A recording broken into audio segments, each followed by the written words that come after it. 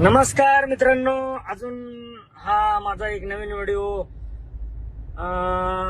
बीड आता विधानसभेची जी निवडणूक पार पडली त्यामध्ये मला बंदोबस्त लावण्यात आला होता परळी या ठिकाणी मला बंदोबस्त लावण्यात आला होता.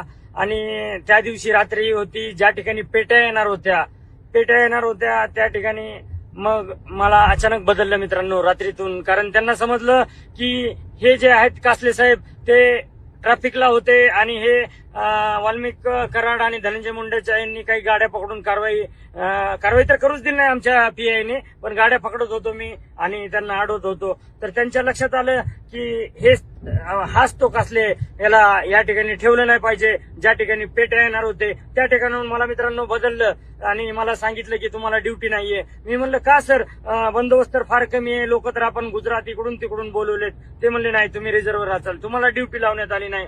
मी सगळ्यांना विचारपूस केली का नाही मला ड्युटी लावली. मला वेगळं वाटायला लागलं, सगळ्यांमध्ये सगळेजण ड्युटी करायला लागले, मला वेगळं. मग दुपारचे 12 वाजले मित्रांनो. आणि मग 12 वाजताना एक माझे मित्र आले आणि त्यांनी मला गाडीत म्हणले चला आपण जाऊ जेवायला वगैरे. त्याच्या आधी एक गोष्ट घडली मित्रांनो.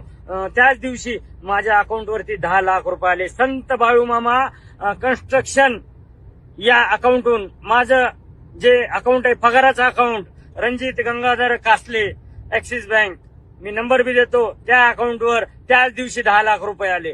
का आले 10 लाख रुपये याचा शोध लावायचा. माननीय मुख्यमंत्री देवेंद्र फडणवीस यांनी का आले 10 लाख रुपये माझे त्याच दिवशी. आणि मला एवढा बंदोबस्त कमी असताना का ड्युटी नाही लावली. आणि त्या दिवशीचं मला लोकेशन, यांनी माझं लोकेशन काढायचं, मला करमाळापर्यंत यांनी घेऊन गेले, मला बार्शीपर्यंत. त्या ठिकाणी मी या 4 लोकांच्या पाया पडलो की मला सोडून द्या. त्यावेळेस मग माझ्या जवळच्या एका मित्राला फोन केला आणि मी त्या ठिकाणी म्हणलं अरे बाबा मला वाचव. आणि मग तो त्याच्या घरी घेऊन गेला. आणि ह्याचा पण शोध लागला पाहिजे मित्रांनो. ही बीड जिल्हा नुसता दहशत करणारा जिल्हा आहे.